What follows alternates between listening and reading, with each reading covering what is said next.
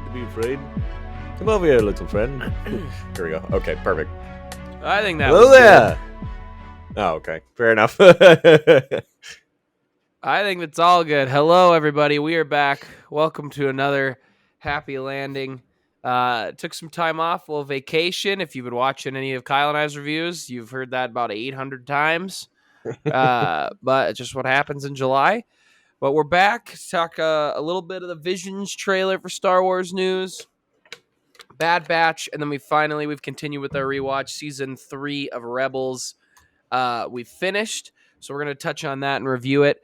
So let's first just kind of, first before we get anything, let me thank the Movie Mill patrons, Steve, Kimberly, and Karen. If you want to be a member of the Patreon, go down below in the descriptions and join. It'd mean a lot. Go get some merch. All right, let's get into it. So Tanner, let's start off the bat. Let's start off the batch with the Bad Batch here. So I'm an episode or 2 episodes behind. The last one we reviewed was Reunion. I got to pull up here. So we have Bounty Lost, Common Ground, and Devil's Deal and Rescue on Ryloth.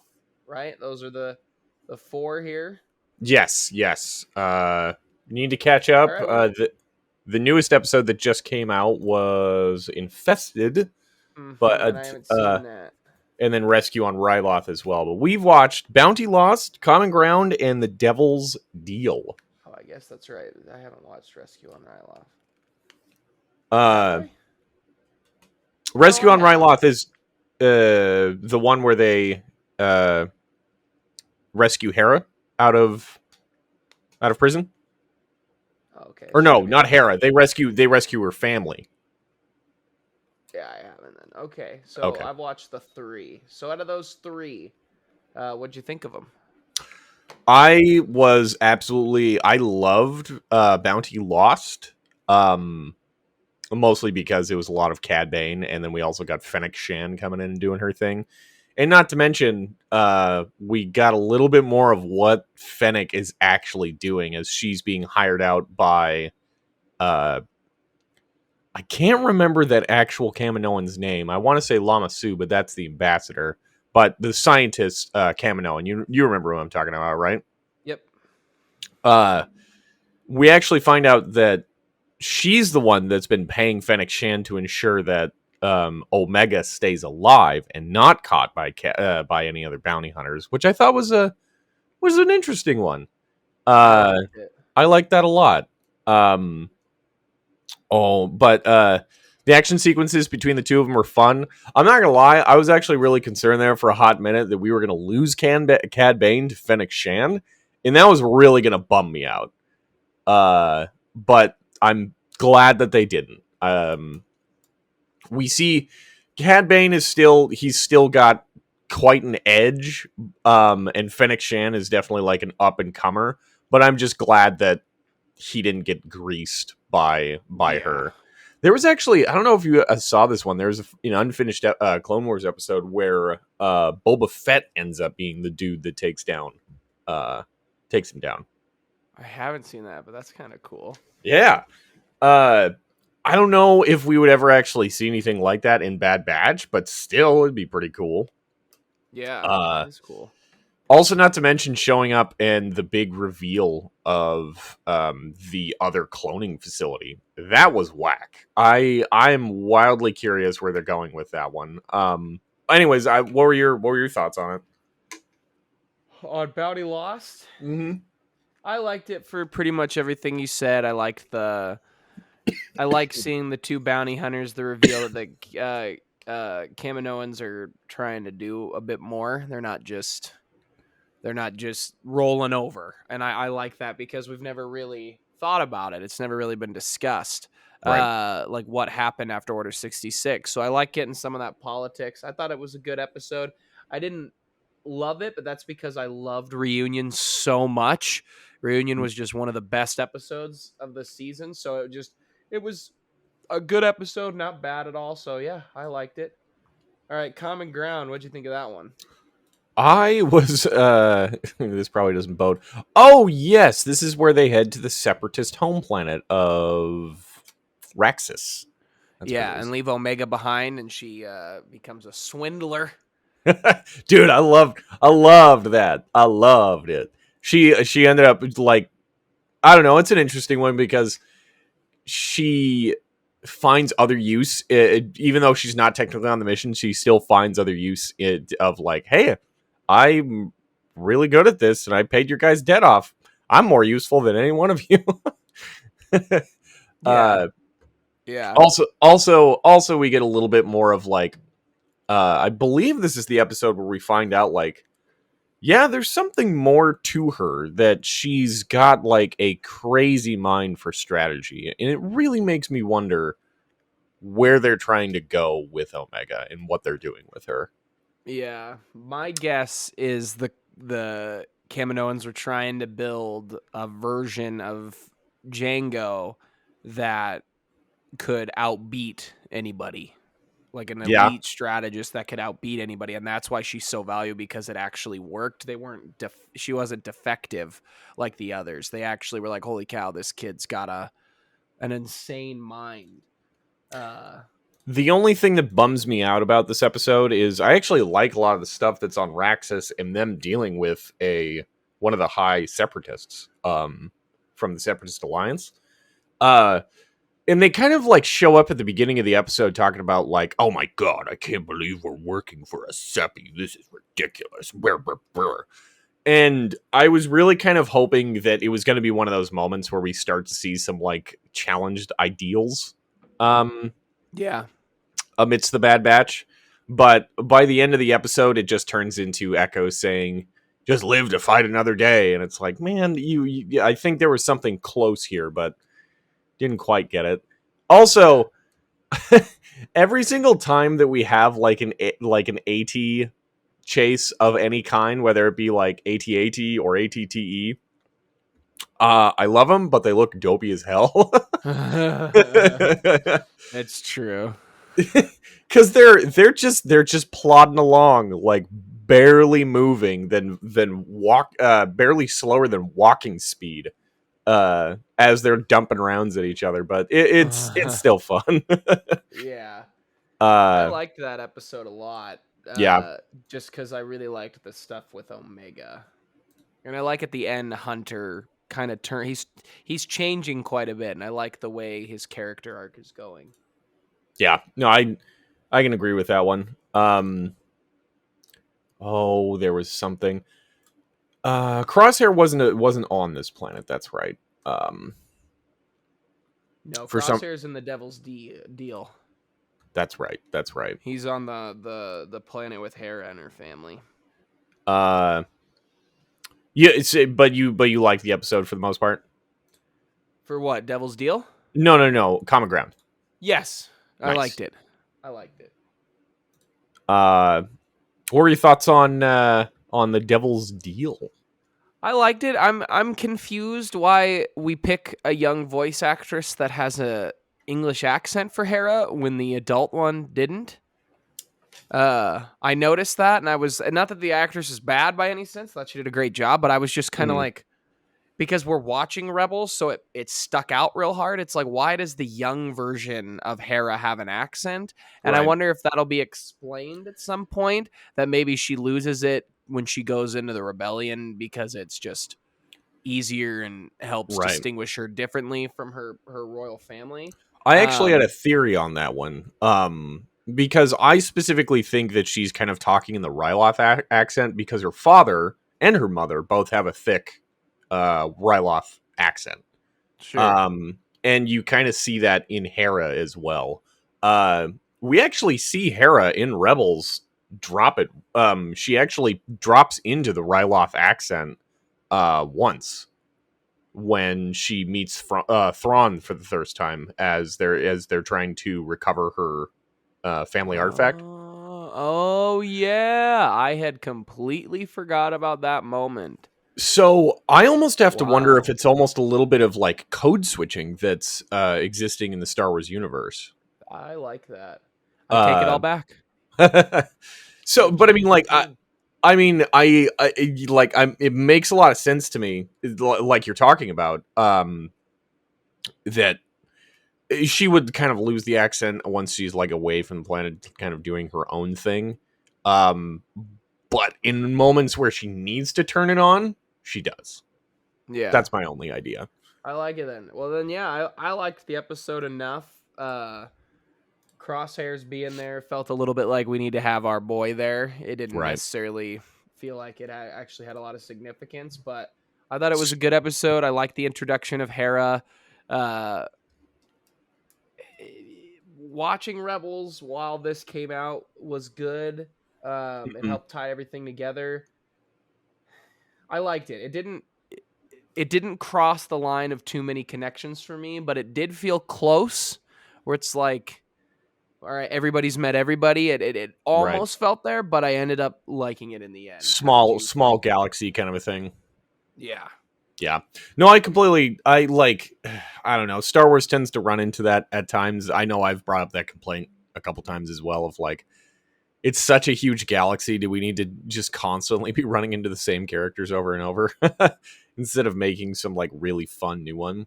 Though I gotta bring up something about this particular episode. TikTok in particular has been losing their marbles over this new clone commander Hauser. Yeah. And his little scar, and then the his like do that he's got going on. People have been losing their marbles over this one. I haven't seen those. That's awesome. Oh gosh, there was something else that I was thinking about the episode. Yeah, I thought it was I thought it was a serviceable episode. I didn't think it like blew my socks off by any regards. I was kind of surprised by them. Well, I guess so Hera, her like uncle or cousin, I forget what it was. Yeah.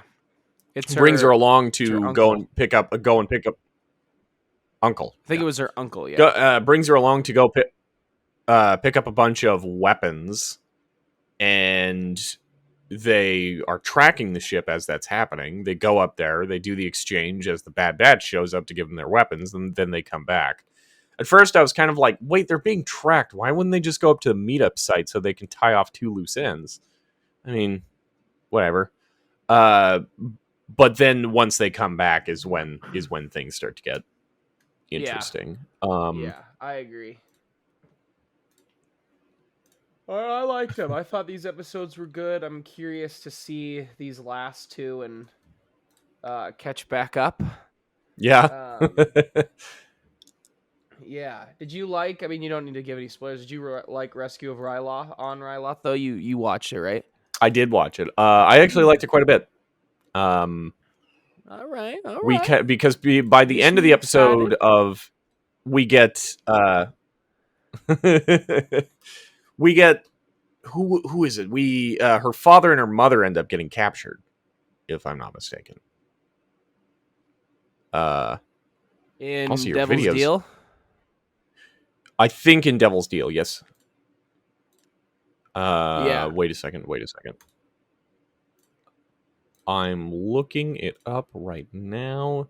Yes, in Devil's Deal, at the end of the episode, they end up getting captured. You've been cutting in and out. Yeah. Same on your end. I don't know. This is whack. Huh. Well, you have been too, yeah. Seems like it's fine now. Do you have an audio recording on your end? No. Right? Or sorry, not audio. Do you have a video recording on your end? Okay. Yeah. Well, there might be a few choppy sections during this one. Hopefully on your end, the video ended up coming out okay. But you get, like, audio still good, right?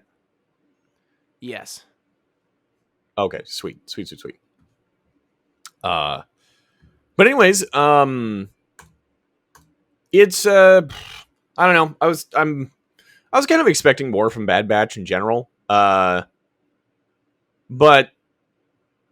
it's a kids show. And I'm not trying to say that as that's such a weird one to also say. It's like sometimes that could be a little bit of a denigrating sentence of like, oh, what do you mean by that one? Are you saying kids are dumb? No. It's I guess what I like, it's just a romp through. It's just a romp through the galaxy as there's this like familial connection, and also the Bad Batch is trying to find their way in the midst of after the empire, the introduction to the Empire. Uh, Yeah. I guess I was just hoping a little bit more for like, okay, let's explore like what's happening around the galaxy and really kind of dive into like, I mean, what it means to be a soldier. And I mean, do we go with the Empire? Do we go against the Empire? I don't know. Some more of that stuff, but it really kind of feels as though that we've kind of been on a little bit more of like a D&D adventure throughout the galaxy, which I'm still okay with. I still think is fun. Yeah, I'm with you there. I don't feel like any episodes are kiddish, though. They don't feel like the bad Jar Jar episodes from season 1, 2 of Clone Wars. It's a little bit I agree tighter, with but that. it is a little bit more of a bounce around through the galaxy. But I have a feeling the finale, the last couple episodes, are going to be pretty big. It's just I don't think there's been any episode after episode 1 that has like really got my goat. They've all been good, but like episode 1, there was some tendrils and like plot lines that I was thinking, oh man, this is gonna go some places, and I'm stoked. But unfortunately, it just hasn't gone there. Yeah, Reunion was good. Also, the episode before where Wrecker's biochip inside of him ends up going haywire. That was a good one. Yeah. I agree. All right. You want to talk about Visions now? Yes, I do. I was actually meaning to pull that one up. So what are your thoughts on it? I'll start this off. I loved the Visions trailer. It wasn't what I was expecting because Tanner was with me when it dropped, and my brother was like, "Oh my gosh, there's a trailer for Visions," and it was really more of a featurette. Right. But I really liked what we saw. There has been some misinformation going around about what studios are doing what. Like I saw a couple TikToks and some stuff on Twitter, and I sent my brother one of the TikToks, and I was like, "Man, I'm so excited!" My brother responded because he's a huge anime nerd. Because a bunch of people were like, "Oh my gosh, the studio that made Attack on Titan, the studio that made this, studio made this." And my brother was like, "Yeah, those are not those studios. I'm not sure where these guys are getting their information, but they are incorrect." They are some powerhouse studios. I was actually just talking to my brother about this the other day, where the biggest studio, I think the biggest anime he had talked about to me that one of the studios is doing is a show I love, Haikyuu, the volleyball anime. They are doing one, the first animation studio or the first style they were doing. But the heavy hitters in anime who are doing One Piece, they're doing, Demon Slayer, those shows, they're too busy. They can't do this because their focus is so heavy on these shows. But all these studios that have been selected have made some really cool stuff. They have made some nice, really cool animes before, so I'm still pumped. I loved everything I saw in that featurette. I love the studios involved. I love the different styles we're getting. We're bringing some legit samurai lore in one of them. There's like a whole episode that's like Astro Boy in Star Wars. Absolutely, that sounds awesome to me. So I loved everything I saw.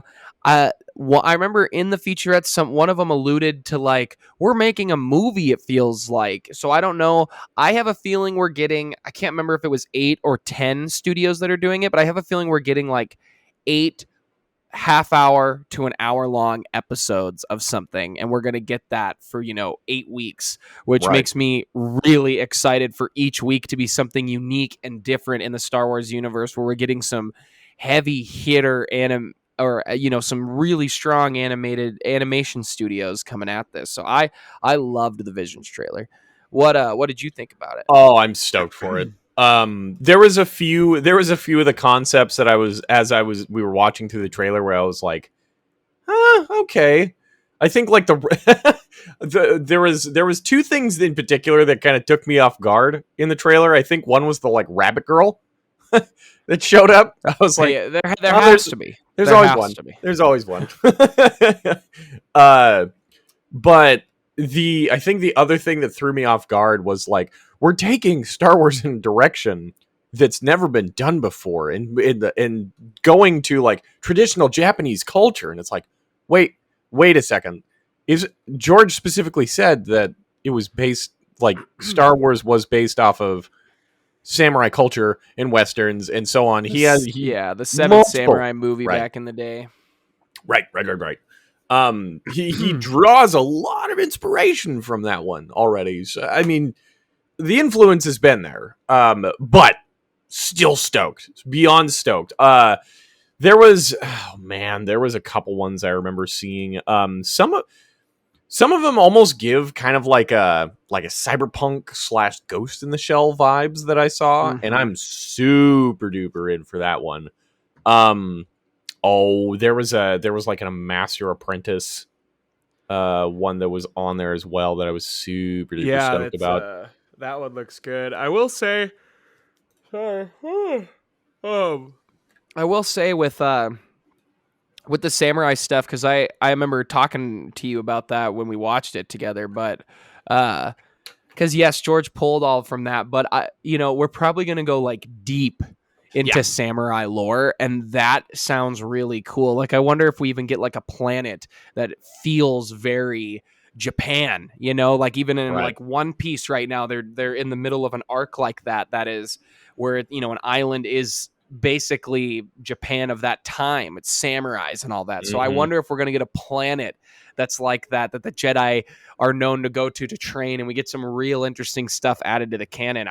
I'm really excited for what they're going to dive into, letting him just kind of run loose with all this. This is a smart move by Kathy to me, making this decision to bring in animators like this. I would lose my mind if Miyazaki ever made even a short film, animated Star Wars short film. I'd lose my mind for. But anyway, sorry. You Also, anything else?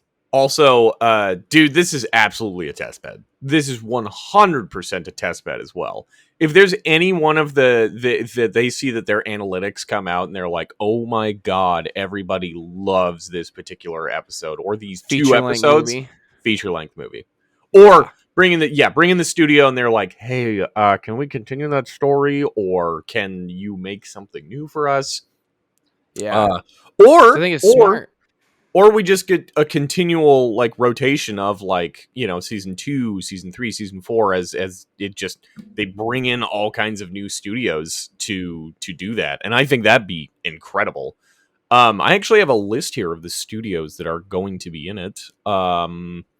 Let's see, we got studio Coloradito. I wouldn't um know any of the studios by name really outside of like maybe one, but I don't think they're involved in this. It's their content I know that they make. They're like heavy hitter shows. got it. Myself. Geno Studio, uh, Kenema Citrus Company, Trigger. Oh god, they're flying by too quickly. Kamikaze Duga, and there was two more that I completely missed. Poop. But no, dude, I'm so stoked for this one. I'm not like I qualify myself as an anime fan. But I'm not like constantly consuming anime content. There's usually like two shows that I'll get latched onto and then watch all of that, and then it ends up being a little bit of a desert for a while. But dude, if they could take this in any kind of direction afterwards from this one, because that this is going to draw a whole slew of people in to watch some anime content on Disney, and if we can get more of that, the better. I'm stoked. I will say, just looking up Star Wars Visions on some news, there's been some news coming out that not by anybody super prominent who's talked about this. I mean, Screen Rant's decent. They just are very clickbaity. But apparently some of the animators have come out and really complained about anime's unfair wages after working for Disney and how well Disney has treated them and paid them, which has been a problem in Japan forever. The animation, the manga industry, the way they treat the employees is insane. It's so bad. So, I think that might be a little, that's a good thing. We give Disney a lot of flack, rightfully so, for a lot of unfair things they do and things, that aren't the best. But the fact that they're like, look, we're going to pay these animators. These are grade A talents. We're going to pay them. We're going to treat them fairly, shedding a little bit of light on how bad the anime industry is more in the West. I'm for that. Just thought Right. I'd share that little news story here. No, I completely agree with that one. It's also kind of speaks to the kind of systemic problem that we've experienced not only in animation, in the movie industry, in the video game industry, especially animators as a whole, of like they're going to work you to the bone 80 plus hours a week with really not so great wages for what you're putting in. And then by the end of the project, they're just going to toss you off to the side like you're just nothing. Yeah. Don't get me wrong. I think there's some complicated things that you have to deal with in those particular industries. Cause I mean, it really is kind of that like go, go, go, go, go, go. And then, okay, now we got to like really change our gears or figure out what direction we're going after this. And we can't have this many people on staff at any one point in time. But that also feels like that's a systemic issue that needs to be addressed in that industry as a whole. Yeah. Like, let's actually treat people like they're human beings. Yeah. Well, yeah, Visions looked good. Should we get to Rebels and wrap this show up? Yeah, sounds good. I got to pull it back up here. So, what did you think of season 3? Loved it. Absolutely loved it. I need to pull it up here real quick. I finished it very fast, like 3 weeks ago. So I got to get a little refresher in my head. Yeah, it's been a quick minute. We get our boy Ezra, who's got his new hairdo, a little grown up. Ooh boy, do I love it! Time skip. Yeah, I actually don't know what the length of time that time skip is though. Let's see here. I'd be willing to gander maybe about like 2, maybe 3 years. Yeah, it's something like that. Because season 2 ends with the fight at the pyramid, right? Yes. Yep, the Twilight Apprentice Kanan getting blind, which has always been one of my favorite takes in Star Wars. It's actual. We talked about it last episode. It's actual consequences, and we get to see him learn to adapt to those consequences. So we get into Steps into the Shadow 1 and 2, which I think they were good episodes, but they were just here's where our characters are at. We've had a time skip. They've changed a little bit. This is where they're all currently at, which are important episodes. But then it's the Holocrons of Fate is what gets me, because we get back to my boy the Bendu. Well, getting the introduction to the Bendu in episode 1, was also getting the introduction to the Bendu was that episode 1 of 3? Oh my, that's episode 1, right? I just pulled it up right now. Episode 1. I just forgot about that. Yeah, no, I love that. I love the Bendu.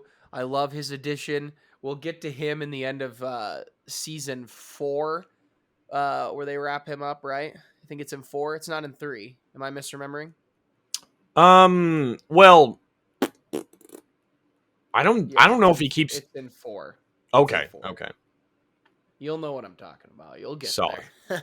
I finished 4 for the viewers already. I had like 2 days where I just binged all of it. But yes, I love everything with the Bendu. Love the Holocrons of Fate episode. It does make me curious. Like particularly about the Bendu. I'm really curious on your thoughts. Because Star Wars has always been a really black and white universe. The light versus the dark has always kind of been the thing. And the Bendu, the one in the I am the one in the middle is his big line. So we start to really kind of delve into that like middle ground in the Force. What are your thoughts on that introduction to Star Wars? Do you prefer it black and white, or do you like the finding the nuance in the middle? I like finding the nuance in the middle, but I'm also not big into like gray Jedi. I know we've talked about it before, but I used to get in fights with one of my old coworkers back in the day about gray Jedi. I think the idea of a Jedi who pulls from, or a warrior who pulls from both sides is interesting, Mm-hmm. but Bendu, you'll get there in season 4. He comes across. I really like the idea of him showing up. I'm a person of the Force. He understands the Force. He's full of wisdom. He's ancient, but he doesn't take a side. Like obviously he couldn't be a Jedi. I don't see him busting out a giant lightsaber and battling, but he says he doesn't go in the middle, but then throughout this show we see him lean different directions. Mm-hmm. So I'm kind of on the fence whether I love it. Like I don't love the idea of a gray Jedi showing up and it's like, no, I give into my rage, but I never cross the line. It's like, okay, here that sounds pretty Sith to me, Anakin. But so Bendu I like, gray Jedi not so much. I get that. I think there's an interesting exploration that can be handled there, and I think the Bendu is a step in that direction. Yeah. I do wish. Ahsoka is a step in that direction because she's not really a Jedi anymore, but she's not a gray Jedi. She doesn't No. pull from the dark. But Honestly, I would also say that Ahsoka, I personally feel is a Jedi in the truest form. I do too. Yeah, or maybe even a Jedi of old. In Yeah, in a weird way. I know what you're saying, and I agree with that quite a bit. Mostly, well, I mean, I don't know. It's just that whole the discussion of like by the time that we see the Jedi in episodes 1 through 3, they're kind of a, I don't know. Not that they're on the outs, but they're just very disconnected from the rest of everything. Whereas Ahsoka, even during Clone Wars, I mean, like I understand that those episodes where she shows up with like Rafa and I forget what the name of those Rafa and Yeah, I can't remember the other one's name. can't remember the other one's name. But what, like she's. Even though they're not super great episodes, she's having those moments of like, oh God, no, we're sitting in our ivory tower, and I need to be connecting with the people of the galaxy. Yeah. Anyways, back to the introduction to Thrawn. Oh my God, loved it. He was in episode 1 and 2. That's also in episode 1. Yeah. Love Thrawn coming in as the new big baddie, and Also, making money moves. Anytime that his like organ theme comes out into prominence, oh God, I love it. I get goosebumps from it. It's so good. Yeah, those first 2 episodes are really good. I really like Holocrons of Fate. And then we move into the Antilles Extraction, Hera's Heroes, The Last Battle,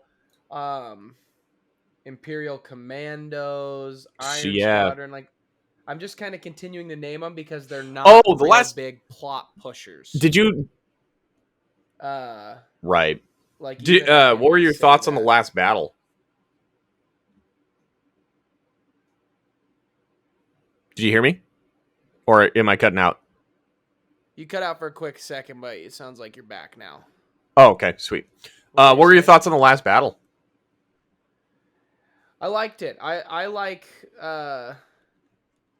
Is The Last Battle the one where Ezra gets taken and stuns? No. The last. No, that's in. The Last Battle is when they go to the down droid control ship. I'm cutting out again, aren't I? Yeah. Yeah. Son of a gun. The camera for you is also stopping. I think it'll speed back up here now. Okay, here we go. No, the last battle was specifically where they go to the droid control ship, and it's like the Clone Wars. It's like an old Clone Wars battle. Yeah. Except for the only thing that really bummed me out about that episode was by the end of Rex being like, you solved the Clone Wars, Ezra. You did everything. And it's like, okay, that's a little over the top. Yeah. Oh man. The Katu job I thought was okay. In Inside Man, that's the let me think. That's the one where Thrawn shows up to the Imperial factory. As there's Yeah. like a saboteur inside of that. That was one of those. That was definitely one of those moments where I was like, "Oh, Thrawn's playing his games and making some moves, and I'm all about it." Yeah. They're just not plot pusher episodes, No. really. There is a little bit of touch in here and there, but I mean, I'm not really sucked back in until we get to Visions and Voices on episode 11. Ooh, that was a good one. Yeah. Anything with Darth Maul, absolutely. The Ghosts of Geonosis, I liked, but didn't love. It anything to do with I think Saw Gerrera is one of the worst handled characters in Star Wars. Really? I do. I like Saw. He does take kind of a quick turn, it feels like. All of a sudden he's cool and then he's like crazy. Yes. But I don't mind it. This just speaks to a greater thing of what they do with Saw Gerrera is he comes from a very interesting and nuanced area of like they've done some really terrible things and I am going to do some terrible things to try and win this to like free the galaxy. And there's an interesting conversation of especially with the rebellion of like, do the ends justify the means? Conversation or like, you know, what is this the right thing to be doing? Do we need to win this war in the right way? Which I mean, in my mind, of course. Otherwise, you're going to lose the support of the galaxy and just become something that you created. And it's the issue that with Saw Gerrera that I personally find is that he constantly flits back and forth of like, oh, I love my people and I love my family, but like, if I'm blowing up innocent civilians is fine, and it's I don't know, it's just a constant back and forth, and this particular arc I think illustrates it the most. Unfortunately, yeah, for sure. But also, not to mention the drone's name of Click Clack. Yeah, it's kind of a dopey the animators name. just having fun. Yeah. Yeah. Honestly, though, like once you get to the Trials of the Darksaber, it's like I forget everything once we get to Trials of the Darksaber. Because it's like, does anything before matter to me? Give me that Darksaber all day long. I love the stuff with the Darksaber. Love the Legacy of Mandalore. I even really like the spy episodes. I like Clovis being the spy. Right? That's his name. Did I get it correct? Clovis? Right? No, Clovis was that's from our Clone Wars. boy. That's our boy. You're thinking of Agent Callus. Callus. I was close. Clovis, Callus. Those are close. Yes. I close. loved his spy turn. Secret Cargo. The last few episodes are all really great to me. Like 15 through the end, I really liked. Double Agent Droid was okay, but it was just kind of a filler until we get to Twin Sons. But I thought Secret Cargo was also just okay. I don't know. I guess that one didn't particularly do anything. But Through the Imperial Eyes was good. But dude, once we get to Twin Sons, oh my god, I love that episode. Might be the best episode in Rebels. Might be the best episode in Star Wars Rebels. It might be top 5 Star Wars content ever made. I love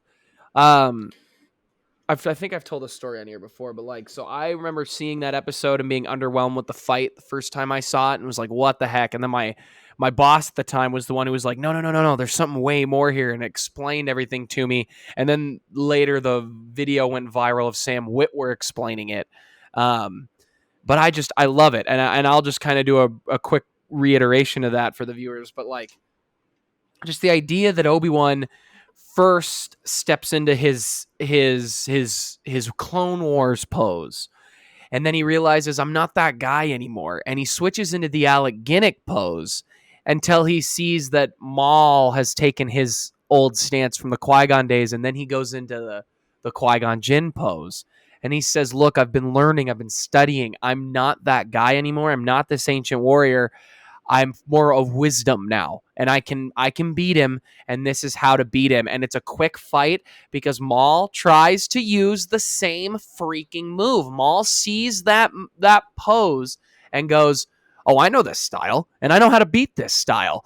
But he is so caught up in the dark side, in his revenge and his rage, that he tries the same move, and Obi-Wan doesn't do that. It shows the strength of what it means to be a true Jedi. Obi-Wan takes him out, and then, like a true Jedi, holds him, and I love the conversation they have. Is he the chosen one? Yes, he is. He is. And then he dies, closes his eyes, and then it ends with that shot. Yes. And we end with that shot of him running. And I always remember being like, man, the timeline's messed up there, because I always remember it being like a little kid running. But you have no idea what age Luke is because it's farther out than I remembered. I thought it was closer. Oh. But you have no clue. That kid could be Luke, the Luke we know in episode 4, to a child. You have no idea because it's so far out. But yeah, what do you think of Twin Suns? Dude, everything you're talking about, it's the mind games that are existing in that moment. Yeah. So many people were so underwhelmed by that fight initially, as they're like, just as we're talking about, like there's a ton of like Japanese influence that occurs in this particular fight, and I love it so much. It's everything that I look for out of a lightsaber duel. I mean, admittedly, it's only over in 3 hits. It's boom, boom, gotcha. He goes up, and instead of Qui-Gon went upwards with it and getting hit in the nose, Obi-Wan gets there first and cuts him down. Oh god, it's so good. But man, it's I love it. I really do. Between the little things that are happening just between the eyes of like, okay, we're gonna amp up the music. We're gonna take our time in like striking these different poses as they go throughout it, and then you see the competence that's starting to build.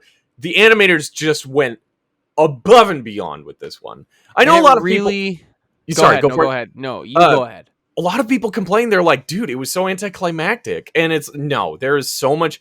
The thing that I look for in these fights is there's so much more that's happening behind the fight as well. Yeah. It's all of this lead up. Yeah, it's short. It's not super flashy, but there is so much emotion that is behind this. It just makes it one of the best saber fights.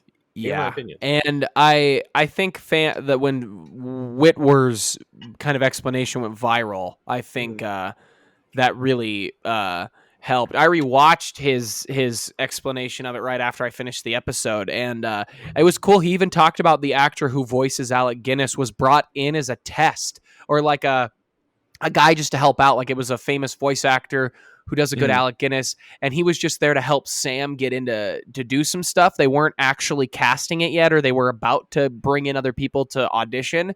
Yeah. And when he left, Sam was like, I looked at Dave Filoni, I was like, we just have to hire him. Like, are you kidding me? And Dave was like, oh, absolutely. That was insane. Like, when they were going there back and forth. So that episode is awesome. I love the whole idea around it. That is the episode, I think, that the diehard fans were like, make Dave Filoni in charge of Star Wars.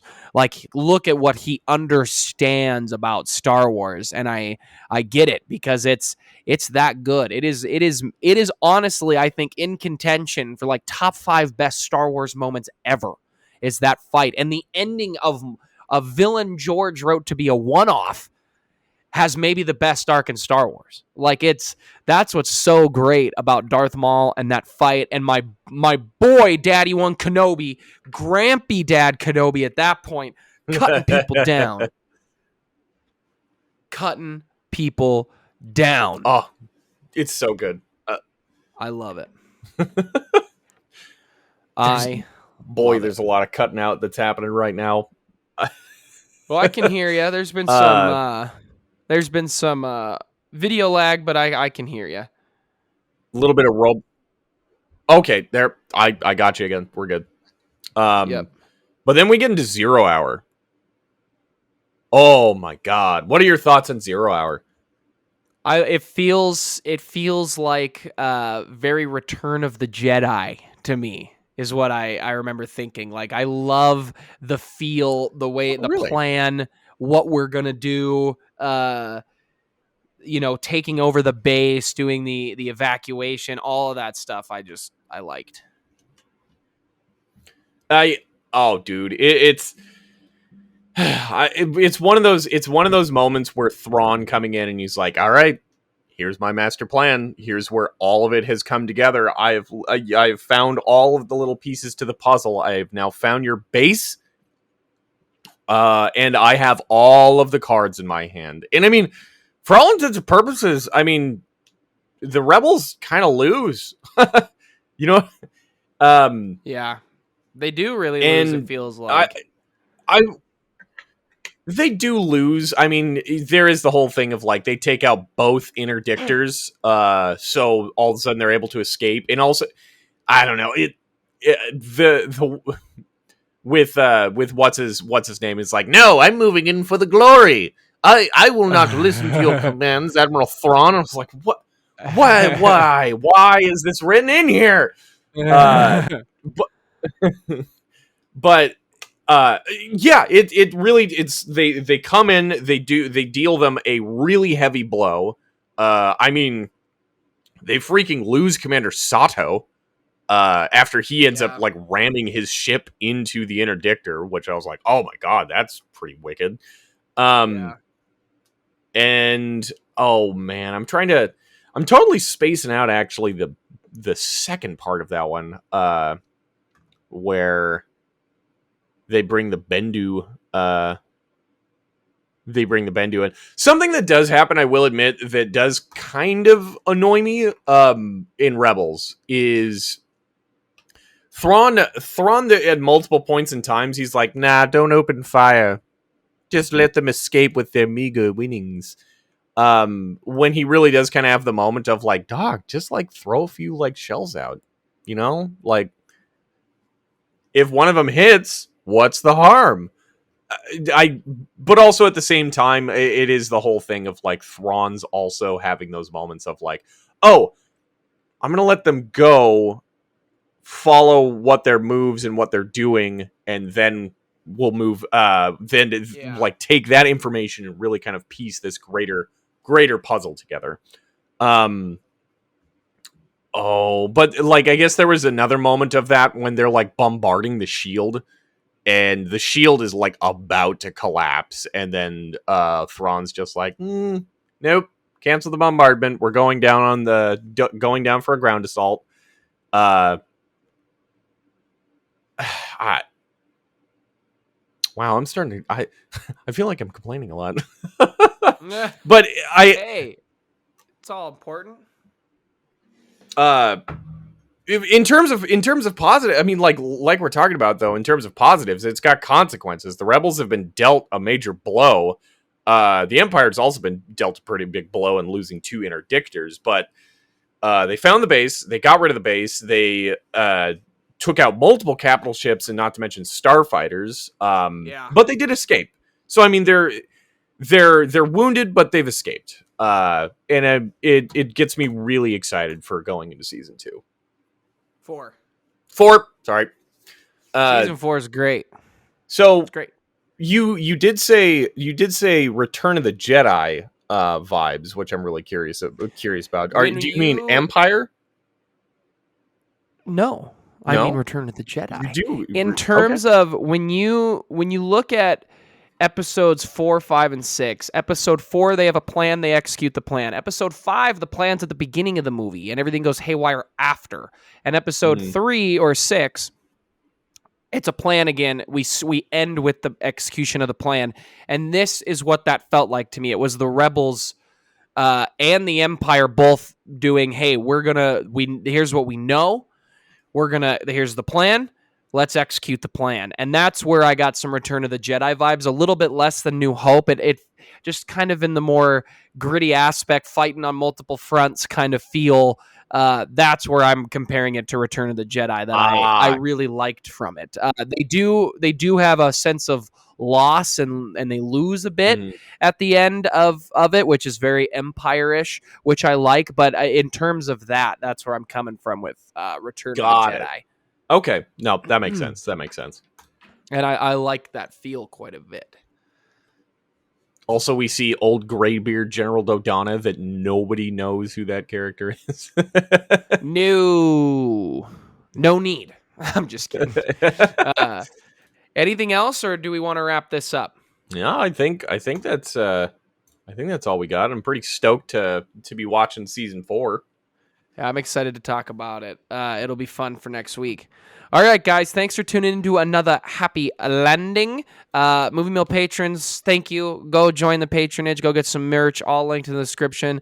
Comment below. Let's talk some Star Wars. What did you think of Bad Batch? The Visions trailer. What do you think about all that stuff? Please comment. Let us know. Start a conversation. And for another Happy Landing, we are out of here. Bye-bye. Bye-bye.